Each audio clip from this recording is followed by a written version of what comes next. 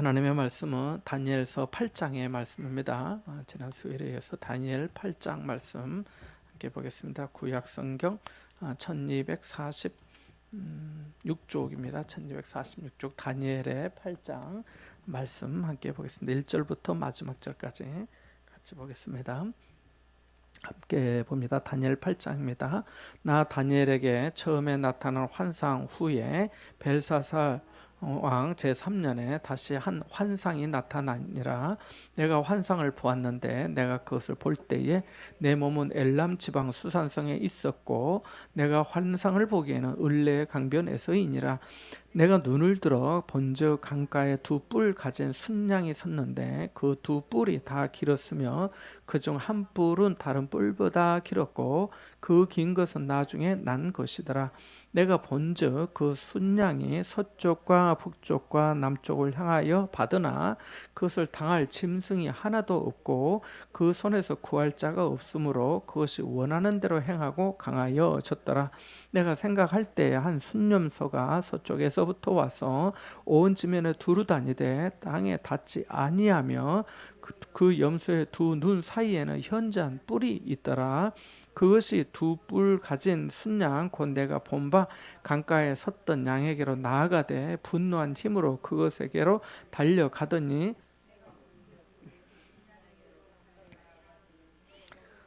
그 순양을 쳐서 그 두 뿔을 꺾으나 순양에게는 그것을 대적할 힘이 없으므로 그것이 순양을 땅에 엎드러뜨리고 짓밟았으나 순양을 그 손에서 벗어나게 할 자가 없었더라.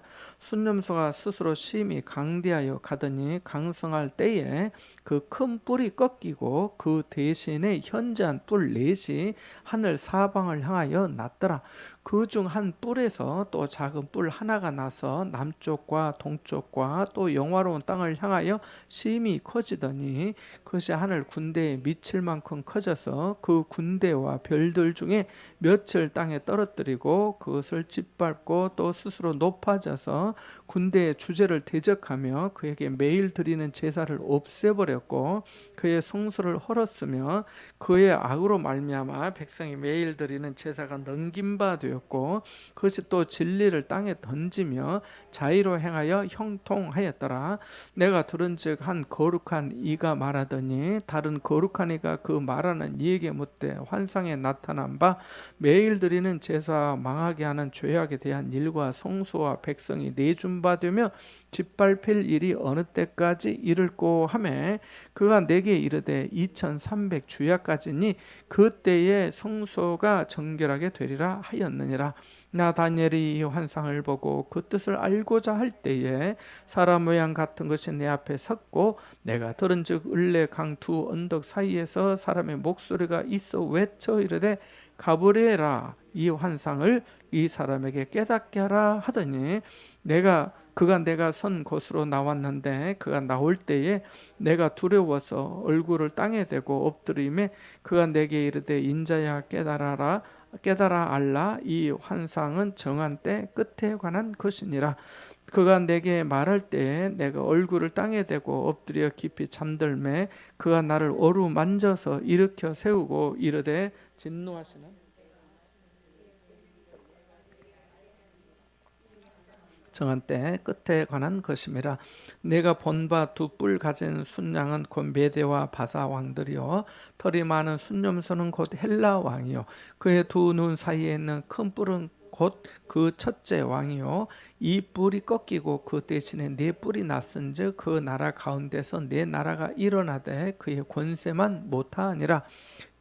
네 나라 마지막 때에 반역자들이 가득한 즈음에 한 왕이 일어나리니 그 얼굴은 뻔뻔하며 속임수에 능하며 그 권세가 강할 것이나 자기 힘으로 말미암은 것은 아니며 그가 장차 놀랍게 피차 파괴 행위를 하고 자의로 행하여 형통하며 강한 자들과 거룩한 자들 백성을 멸하리라. 그가 꾀를 베풀어 제 손으로 속임수를 행하고 마음에 스스로 큰 채하며 또 평화로운 때에 많은 무리를 멸하며 또 스스로 서서 만왕의 왕을 대적할 것이나 그가 사람의 손으로 말미암지 아니하고 깨지리라. 이미 말한 바 주야에 대한 환상은 확실하니 너는 그 환상을 간직하라. 이는 여러 날 후의 일임이라 하더라. 이에 나 다니엘이 지쳐서 여러 날 앓다가 일어나서 왕의 일을 보았느니라. 내가 그 환상으로 말미암아 놀랍고 또 그 뜻을 깨닫는 사람도 없었느니라. 아멘. 말씀드린 것처럼 7장부터 마지막 절까지는 다니엘이 환상을 보는 거에 대해서 말씀해 주고 있습니다. 오늘 또 8장 말씀을 읽어봤는데 전반부 1절에서 14절까지는 환상, 다니엘이 본 환상에 대한 묘사이고 15절부터 27절까지는 그 환상에 대한 해석의 말씀입니다. 그러니까 환상도 있고 해석도 있는 그런 말씀이죠. 그래서 특별히 해석은 가브리엘 천사가 그 다니엘에게 깨닫도록 그렇게 알려줍니다. 하나님께서 그렇게 하신 것이죠. 몇 가지 교훈을 좀 정리해서 생각해 보면요. 첫 번째, 하나님은 장래를 계획하시고 그 계획대로 역사를 움직이신다라고 하는 것입니다. 1절 말씀해 보니까 나 다니엘에게 처음에 나타난 환상 후 벨사살 왕 제3년에 다시 한 환상이 나타났다. 그러니까 한번 나타나고 난 다음에 또 제3년째 됐을 때 환상을 또 한 번 본 거죠. 그러니까 아주 자주 본 거는 아닌데 아무튼 이 한 번의 환상도 사실은 우리가 아주 충격적이고 또 새롭고 정말 잊을 수 없는 어떤 우리의 정신과 마음에 각인되는 바로 그런 환상들은 평생 가는 것처럼 사실 그래서 그 트라우마도 하나의 그런 일종 아니겠어? 어떤 상처나 또 사고나 두려움이나 사건이나 특별히 이렇게 군대에서 전쟁에 참여했던 사람들은 그 외상후 스트레스, 그 트라우마 때문에 엄청나게 힘들어하잖아요. 그게 떠나질 않는 거죠. 그래서 바로 오늘 환상도 너무 충격적이고 그러한 것임을 알 수가 있습니다. 그래서 하나님께서 장래를 계획하시는데 말씀하시는 이제 벨사살 왕 3년이니까 이 바벨론 제국의 뭐 초창기라고 할 수 있거든요. 아직도 바벨론 망하지도 않았어요. 아직도 페르시아 오지도 않았어요. 헬라 왕 오지도 않았어요. 그런데 이미 하나님께서 그 모든 것들에 대해서 말씀해주고 계시는 거거든요. 그래서 그것을 여기 말씀해 보니까 순양과 순념소의 환상을 통해서 메대와 바사, 바사는 페르시아를 말하는데요. 사실 이렇게 바벨론이 있었고 지금의 이제 이집트 나라죠. 지금 이집트 나라 중심으로 해서 메대가 있고 또 바사도 있었어요. 그래서 메대와 이 바사가 이 바벨론을 그 연합해 가지고 무너뜨리거든요. 무너뜨리고 나면 이제 메대와 바사가 남지 않겠습니까? 그런데 이 메대와 바사가 나중에 이 바사에게 완전 합병하게 됩니다. 그래서 결국 이 바사가 페르시아인데 그래서 바벨론이 있고 메대는 거의 조금 중간에 있다가 없어지고 그 바벨론과 페르시아와 헬라 제국과 이렇게 또 헬라가 망하면서 이제 로마 제국이 생기고 하는 거죠. 그래서 이렇게 크게 역사의 큰 제국의 덩어리를 중동에서 볼 수가 있게 됩니다. 그러니까 이 벨사살 3년에 아직도 오지도 않는 것에 대해서 하나님께서 다니엘에게 환상을 통해서 다 알려주신 것이죠. 알려주신 것입니다. 그래서 바로 그러한 어떤 바사가 있을 것이고 다음에 헬라 제국, 그리스죠. 그리스의 제국이 등장하게 될 것을 예고하신 것입니다. 그래서 여기 보면은 순념소 나오는데 순념소는 알렉산더 대왕을 말합니다. 우리 5절 말씀 한번 읽어보겠습니다. 우리 먼저 그러면 3절 말씀 한번 읽어보겠습니다. 3절만 한번 읽어봅니다. 시작. 내가 눈을 들어본 적 강가에 두 뿔 가진 순양이 있었는데 그 두 뿔이 다 길었으며 그중 한 뿔은 다른 뿔보다 길었고 그 긴 것은 나중에 난 것이더라. 아멘. 저기 20절 말씀 한번 읽어볼까요? 20절 말씀 시작. 내가 본 바 두 뿔 가진 순양은 곧 메대와 바사 왕들이요. 그러니까 3절에 나오는 두 뿔 가진 순양, 하나는 길고 하나는 짧은 뿔이긴 합니다만은 그 두 뿔 가진 순양은 바로 메대와 바사의 왕들을 말하고 있습니다. 그래서 앞부분에 다니엘 7장에는 뭐 사자 같은 뭐 이렇게 나와 있는데 여기는 무슨 같은이 아니라 여기는 이제 순양이 나오고 그다음에 순념소가 또 나오고 나중에 이제 뿔들의 얘기가 많이 나옵니다. 그래서 결국 이 모든 것이 다 나라를 말하고 있습니다. 나라를. 그리고 순양이나 염소나 다 뭐 짐승이잖아요. 그래서 이 짐승의 나라, 짐승이 다스리는 그렇게 묘사된 상징으로 그렇게 되어 있습니다. 자, 3절 말씀은 그래서 메대와 바사 왕들이다는 것을 알 수가 있고요. 5절 말씀 한번 읽어보겠습니다. 근데 3절 말씀에 보면 이 순양이 서쪽과 북쪽과 남쪽을 향하여 받은다고 4절에 말씀합니다. 그래서 원하는 데를 향하고 강하여졌다고도 말씀합니다. 다른 짐승이 당할 짐승이 없었다고도 말합니다. 그러니까 이 메대와 바사, 그러니까 제일 처음에 바벨론이 있었고 그 다음에 이 순양, 이 두 뿔 가진 순양들이 여러 지역으로 가서 들이받으면서 공격한다는 거죠. 정복하는 거죠. 그래서 상대가 안 되었다는 겁니다. 자, 그렇게 생각을 하고 있을 때 또 하나가 나타납니다. 5절 말씀 읽어봅니다. 시작.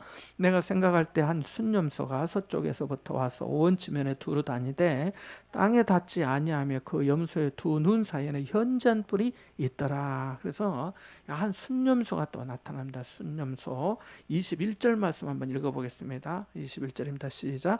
털이 많은 순염소는 곧 헬라 왕이요 그의 두 눈 사이에 있는 큰 뿔은 곧 그 첫째 왕이요. 그러니까 헬라의 제국을 시작한 알렉산더 대왕을 말하고 있습니다. 그래서 바로 그것을 지금 상징적으로 이렇게 말씀해주고 있구나라고 하는 것을 보면 좋겠습니다. 그리고 난 다음에 이 또 여기서 또 그 큰 뿔이 꺾이고 네 뿔이 나타납니다. 8절 말씀 한번 읽어볼까요? 8절 말씀 같이 봅니다. 시작. 순념소가 스스로 심히 강대하여 가더니 강성할 때에 그 큰 뿔이 꺾이고 그 대신에 현저한 네 뿔이 하늘 사방을 향하여 났더라. 22절 말씀 읽어봅니다. 22절 같이 봅니다. 이 뿔이 꺾이고 그 대신에 네 뿔이 났은즉 그 나라 가운데에서 네 나라가 일어나되 그의 권세만 못하니라. 그러니까 지금 순양이 먼저 나왔고 그 다음에 두 뿔 가진 순양이 나왔고 그 다음에 순염소가 나왔고 거기서 현저한 뿔이 나왔는데 그 큰 뿔이 그 순양을 다 그냥 밀어서 없애버립니다. 그래서 6절 끝부분에 보면은 분노한 힘으로 그것에게 달려가더니 내가 본즉 순양에게 가까이 나가서 더욱 성내 그 순양을 쳐서 그 두 뿔을 꺾었다 이렇게 말씀합니다. 그래서 순양에게는 그것을 대적할 힘이 없었다 이렇게 말씀합니다. 그래서 지금 순양이 처음에는 대단했는데 순양이 무너지고 순염소가 나타나고 또 그 순염소의 큰 뿔도 있었는데 그것도 무너지고 네 뿔이 또 생기는데 바로 그것은 내 나라라고 22절에 말씀해 주고 있습니다. 그래서 역사 성경학자들은 그 알렉산더 대왕의 갑작스런 죽음 후에 이 헬라 제국이 네 개로 나눠지게 되는데요. 카산더 왕조, 루시마쿠스 왕조, 셀유쿠스 왕조, 톨레미 왕조 이렇게 나누는데 바로 이 네 개의 왕조를 그렇게 의미한다 이렇게 보고 있습니다. 그 중에 셀유쿠스 왕조의 안티오코스 4세 에피파네스라고 하는 이 왕이 나중에 나타나는데 그 한 뿔에서 또 작은 뿔이 태어났다고 했는데 바로 그것을 말합니다. 9절 말씀 한번 읽어봅니다. 9절입니다. 시작. 그중 한 뿔에서는 또 작은 뿔 하나가 나서 남쪽과 동쪽과 또 영화로운 땅을 향하여 심히 커지더니 그래서 얼마나 커졌냐면 하늘 군대에 미칠 만큼 커졌다는 거예요. 그 어마어마하게 이 권세와 능력이 강대한 것을 말해주고 있습니다. 그래서 이 에피파네스 그런데 이제 커진 것은 좋은데 하나님을 대적하는 거예요. 그래서 11절에도 보면 스스로 높아져서 군대의 주제를 대적하고 매일 드리는 제사를 없애버리고 하나님의 성소를 헐고 그러니까 완전히 반하나님이죠. 적그리스도를 이 에피파네스 9절에 나오는 작은 뿔이 적그리스도를 예표하고 있다라고 하는 것을 알 수가 있습니다. 그래서 12절에도 보면 그의 악으로 말미암아 백성이 매일 드리는 제사가 넘긴 바 되고 그것이 또 진리를 땅에 던지고 자유로 행하여 형통하여졌다. 그러니까 완전히 포악하고 강포하고 진리를 땅에 던지고 자기 마음대로 행하면서 형통했다라고 말씀하고 있습니다. 그래서 제사도 없애버리고 성전도 헐어버리고 적대적이고 그냥 반 그리스도죠. 반 그리스도, 반 하나님에 대해서 적대적이고 반대하는 바로 그런 세력을 상징하는 작은 뿔을 바로 역사학자들은 4세 에피파네스 왕으로 그렇게 보고 있습니다. 자, 그래서 이 바벨론의 멸망과 또 페르시아와 이 헬라의 등장, 이 그리스도의 등장까지 모두 다 하나님이 계획하시고 그대로 성취한 사건을 이 환상에서 다니엘이 보게 되는 거죠. 그래서 이처럼 하나님의 손 안에서 벗어나는 현실은 하나도 없는 거죠. 세계 정세를 누가 주도하더라도 또 사회의 어떤 정책과 법안이 세워진다고 하더라도 세상은 하나님의 계획과 통제 안에 있음을 알 수가 있습니다. 그러니까 현실이 암울하더라도 하나님이 정말 하나님 나라를 세우실까? 하나님이 실패하지는 않으실까? 걱정하거나 의심할 필요가 없고 하나님은 영원한 나라를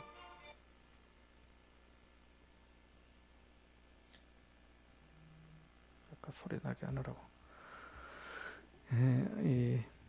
하나님께서 바로 그런 거룩한 백성에게 주기 위해 계획을 차질 없이 진행하고 계신다는 것입니다. 자, 그러면 여기서 다니엘을 한번 생각해 볼 수 있습니다. 다니엘은 지금 바벨론의 사람입니다. 여기 벨사살 왕 3년이라고 했잖아요. 아직 그 페르시아까지 넘어가지도 않았어요. 그러니까 그리고 자기가 뭐 그리스 헬라 시대까지 사는 건 아니었거든요. 그러면 자기가 살아 생전에는 보지도 못하고 듣지도 못하고 경험하지 못할 사건을 이 환상을 통해서 순전히 하나님이 보여주시는 계시를 받아서 기록을 했다는 것을 보면은 매우 의미심장하다는 것을 알 수가 있습니다. 그래서 이 놀라운 말씀을 나중에 이 환상을 보고 또 깨닫고 난 다음에 그가 앓게 되는 거예요. 우리가 하나님의 놀라운 말씀을 사실은 우리가 정말 생생히 받아들이면은 두려워서 그 경외감 때문에 잠을 잘 수 없고 떨릴 수밖에 없고 무서울 수밖에 없는 거 아니겠습니까? 바로 그런 어떤 형편을 영적인 어떤 고통이죠, 고통. 온 세상의 짐을 예수님께서 죄의 짐을 지시면서 땀방울이 핏방울이 되도록 기도하시면서 이 잔을 지나가게 해달라고 했던 그 온 세상의 죄에 대한 어떤 그 무거운 어떤 짐에 대한 고뇌를 예수님께서 말씀하셨던 것처럼 그 정도는 아니지만 다니엘도 아는 거죠.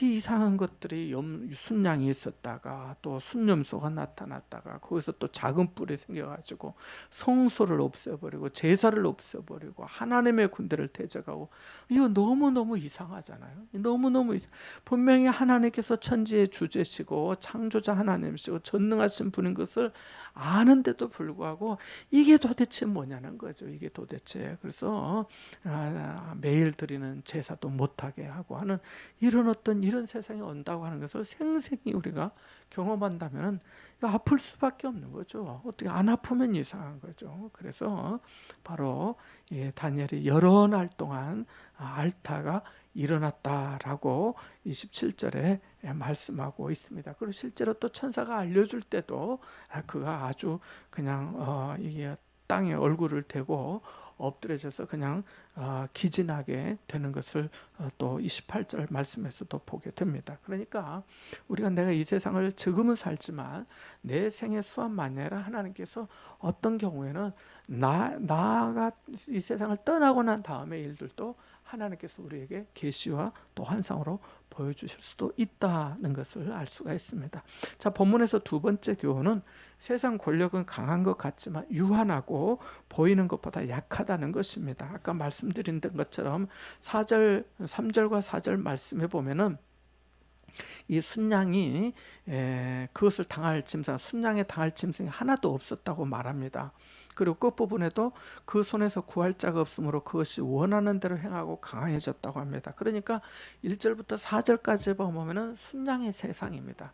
순양이 대장이에요. 순양이 모든 것을 다 합니다. 원하는 대로 하는 거, 원하는 대로 행하고 강해졌다 라고 말씀합니다. 그런데 그것도 순염소에 완전히 꺾이고 맙니다. 그래서 순염소가 생겼는데 말씀드린 것처럼 5절에 순염소가 나타나고 그 다음에 6절 말씀에 보면 양에게로 나아가되 분노한 힘으로 달려들고 7절 말씀에도 순양을 쳐서 그 뚝불을 꺾어버렸다고 말씀합니다. 그리고 순양에게는 앞부분 3절과 4절에서는 대단한 권세요 능력자였는데 이 순양 앞에는 또 또 힘을 못 쓰게 됩니다. 그런데 또 이 순념소도 스스로 심히 강대하여 갑니다. 8절 말씀에도 보면은 순념소가 스스로 심히 강대하여 가고 강성할 때, 그러니까 대단히 아주 그냥 권세의 능력이 정점에 이를 그때에 그 큰 뿔이 꺾여 버렸다고 말씀합니다. 이 순념소가 들이받는 게 뿔로 들이받잖아요. 근데 그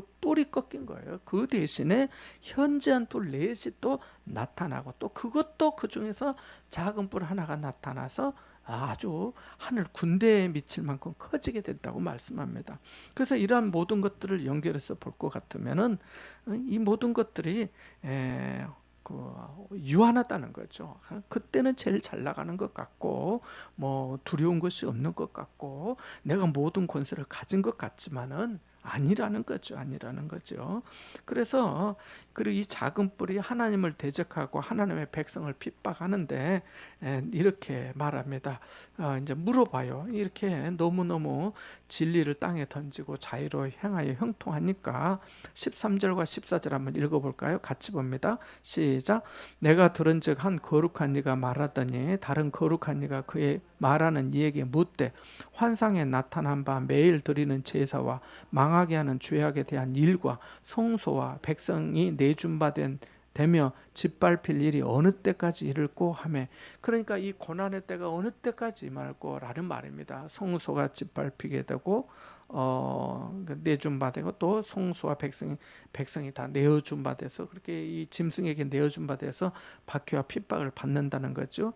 또 제사도 못하게 되고요, 또 죄로 인해 망하게 되는데 그 망하게 되는 죄악된 일에 대해서 심판이 이루어져야 될 거 아니에요. 그래서 이때가 언제까지 이런 일이 있겠고 할 때 14절 같이 봅니다. 그가 내게 이르되 2300 주야까지니 그때에 성소가 정결하게 되리라 하였느니라. 그러니까 이 작은 뿔의 어떤 짐승이 하나님의 성전을 다 더럽힌 거죠. 성도들을 죽이고 핍박하고 가두고 망령된 일을 행하고, 그러한 진리를 땅에 던졌으니까요. 그런데 2300주야는 그럼 몇 년 정도 될까요? 잘 계산은 얼른 안 되시겠죠. 제가 그래서 해봤습니다. 6년 3개월입니다. 1년 365일씩 계산하면 6년 3개월 정도가 됩니다. 그래서 바로 이 6년의 그 고난의 때 이런 핍박과 환난의 때가 있더라는 거죠. 그러나 이건 또 시한이 정해져 있는 거죠. 한없이 그런 것이 아니고 바로 그러한 때인 것을 말해주고 있습니다. 그래서 이 작은 뿔이 하나님이라도 된 듯 오만하게 행동하고 하는데, 아무리 강한 힘을 가졌다 해도 결국은 그것은 다 유한한 것이고 보이는 것보다는 약하고 다 무너지게 돼 있다는 것입니다. 그래서 인간의 힘과 권세는 결국은 일시적이다는 것입니다. 우리 재미있는 말씀이 있는데 전도서 2장 9절에서 11절 한번 읽어보겠습니다. 솔로몬이 비슷한 고백을 하거든요. 전도서 2장 9절에서 11절의 말씀 같이 보겠습니다. 전도서 2장 9절에서 11절까지 함께 해보겠습니다. 같이 봅니다. 시작. 내가 이같이 창성하여 나보다 먼저 예루살렘에 있던 모든 자들보다 더 창성하니 내 지혜도 내게 여전하도다. 무엇이든지 내 눈이 원하는 것을 내가 금하지 아니하며 무엇이든지 내 마음이 즐거워하는 것을 내가 막지 아니하였으니 이는 나의 모든 수고를 내 마음에 기뻐하였음이라. 이것이 나의 모든 수고로 말미암아 얻은 몫이로다. 그 후에 내가 생각해 본즉 내 손으로 한 모든 일과 내가 수고한 모든 것이 다 헛되어 바람을 잡는 것이며 해 아래에서 무익한 것이로다. 아멘. 그래서 이 솔로몬 왕도 얼마나 지혜롭습니까? 전무후무한 지혜의 은혜를 잊지 않았습니까? 지혜도 내게 여정이 아니고 자기가 창성했다고 말합니다. 모든 자들보다 더 창성해서 눈이 원하는 거, 마음이 원하는 거 다 했다는 겁니다. 그것이 내가 수고해서 얻은 몫이라 그렇게 생각하고 했는데, 그에 가만히 생각해 보니까 또 다 헛되고 바람을 잡는 것과 같더라라고 하는 것을 말씀해 주고 있습니다. 그래서 세상 권력은 강한 것 같지만 유한하고 보이는 것보다 약하다는 것을 알 수가 있습니다. 세 번째로 본문에서 세상에 하나님의 심판이 임박했음을 알 수 있는 표지가 있습니다. 여기에 우리 아까 읽어봤는데 13절 말씀에 바로 그러한 것을 말씀합니다. 자, 이런 일들이 이제 생긴 거죠. 10절부터 쭉 이어서 같은 내용이 반복되는데 매일 드리는 제사, 그다음에 망하게 하는 죄악된 일, 또 성소와 백성이 내준바되고 짓밟히게 되는 일, 바로 이 고난과 박해, 이것을 말하는데 세상이 걷잡을 수 없이 망가졌다는 것입니다. 그래서 세상을 향한 하나님의 심판이 이런 일이 있을 때 임박했음을 알 수가 있는 거죠. 그리고 또 소돔과 고모라 사건도 마찬가지죠. 그게 죄악이 그렇게 참 죄악이 너무 관영하다는 것은 꿰뚫다 가득 찼다 이런 뜻인데요.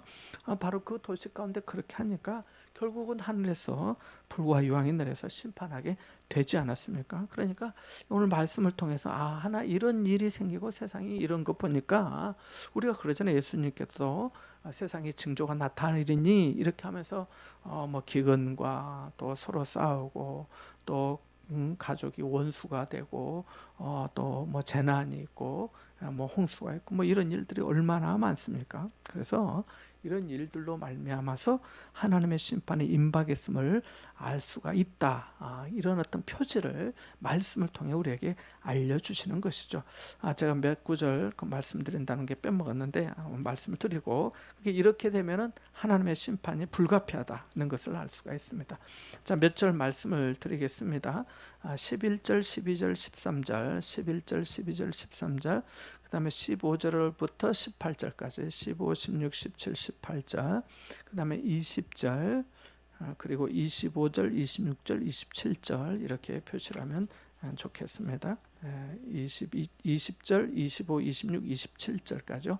자, 본문에서 또 네 번째 교훈은 하나님은 하나님의 계시를 깨닫으려고 애쓰는 자에게 깨우쳐 주신다는 것입니다. 자, 이 다니엘이 환상을 보고 이제 생각을 한 거죠. 이게 도대체 뭘까라고 그래 할 때 사람 같은 모양이 내 앞에 섰다라고. 그래서 15절 말씀 한번 읽어보겠습니다. 우리에게 적용할 수 있거든요. 나 다니엘이 이 환상을 보고 그 뜻을 알고자 할 때에 사람 모양 같은 것이 내 앞에 섰고, 그럽니다.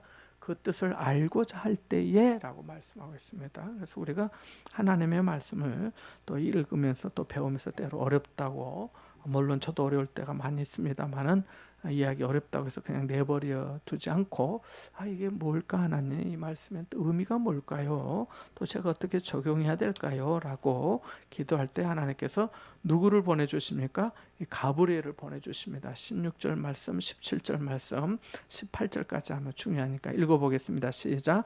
내가 들은즉 원래 강두 언덕 사이에서 사람의 목소리가 있어 외쳐 이르되 가브리엘아 이 환상을 이 사람에게 깨닫게 하라 하더니 그가 내가 선 곳으로 나왔는데 그가 나올 때 내가 두려워서 얼굴을 땅에 대고 엎드리매 그가 내게 이르되 인자야 깨달아 알라 이 환상은 정한 때 끝에 관한 것이니라.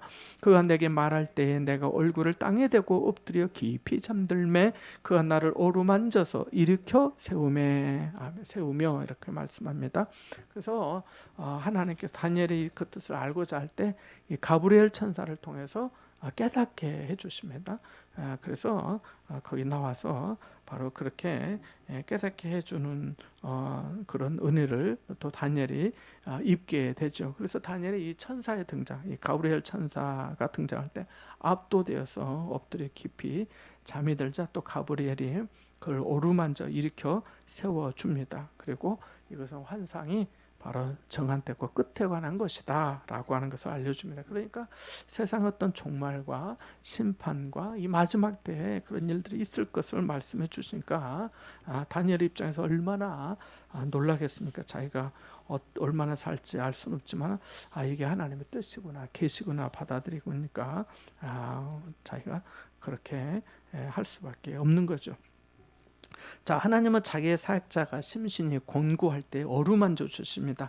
열왕기상 19장 5절에 보면 엘리야 선지자가 바알과 아세라 선지자 850명을 죽인 후에 이세벨이 이제 그 엘리야를 죽이겠다고 하니까 도망을 가면서 잠시 머물었던 것이 노뎀나무 아래죠. 그래서 누워 잘 때에 성경은 천사가 그를 어루만지며 그에게 이르되 일어나서 먹으라 하는지라 라고 말하고, 또 다음 절에 또 보면 여호와의 천사가 또다시 와서 엘리야를 어루만지며 이르되 일어나 먹으라, 네가 갈 길을 다 가지 못할까 하노라 하는지라 라고 말씀하고 있습니다. 그러니까 하나님의 사람, 하나님의 말씀을 받는 사람, 하나님의 말씀을 전하는 사람, 하나님을 사모하는 사람, 하나님의 뜻이 이루어지고 하나님 앞에 경건하게 사는 사람이 이렇게 심심히 공부할 때 하나님께서 만져주시는 거예요. 만져주시고 어루만져주시는 거죠.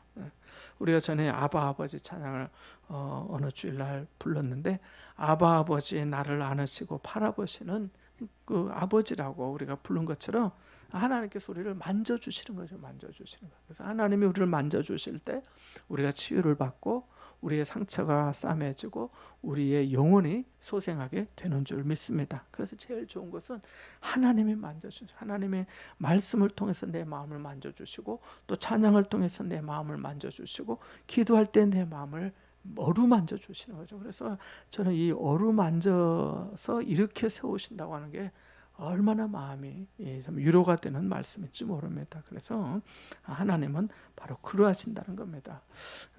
사도행전 8장에 보면 그 에디오피아 여왕 간닥의 국고를 맡은 그 관리인 넷이 얘기가 나오는데, 그가 이렇게 수레에서 이사야서의 말씀을 읽고 있는데 모르잖아요.